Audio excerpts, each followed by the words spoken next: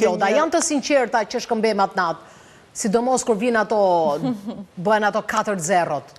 Ne bëjmë gëzuar, përqafohemi, a janë të sinqerta ato përqafime? Tek disa jo, por që pak rëndësi ka, do më thënë, them, se cili ka të vetën, unë di që atë përqafim që mund të japë gjithkuj që kam aty, do më thënë e japë se e ndjej. Pastaj se si e... Ti Klod, përqafon një person që nuk t'jep energji? Të ndodh ta përqafosh? Dëgjo, vështirë që se unë e kam shumë të vështirë, për shumë, një person që s'më unë kam të vështirë të refuzoj dikë për shumë që mos i jap një përqafim. Sepse them, mbase, ai mund t'jetë një person që nuk di t'jap një përqafim, mund t'ket një energji të tillë, sepse diçka në të kaluarën e tij ka ndodhur që i është i tillë, sepse të tërë ne brenda. Dhe mbas ai përqafimi im do bëj që aty të reflektojë dhe të ndryshojë. Se ka dhe njerëz që nuk puthin kurrë për shembull. Po dëgjoj.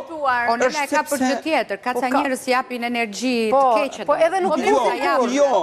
Shumë ka dhe njerëz që thonë unë nuk puth asnjëherë. Po ç'është kjo domethënë nuk puth asnjëherë? Po puthi kanë njerëz të cilët edhe në marrëdhënie shumë të afërta, ata kanë probleme të theksuara me të shprehurit të dashurisë në forma të caktuara. Pra, këto puthje përqafime, dhe kjo është rezultati drejt për drejt edhe nga studimet të ndryshme i mungesës së dashurisë të afirmuar në familje si fillim. Mënyra se si të kanë rritur, si të kanë dashur dhe si të kanë edukuar me ndjenjën e dashurisë.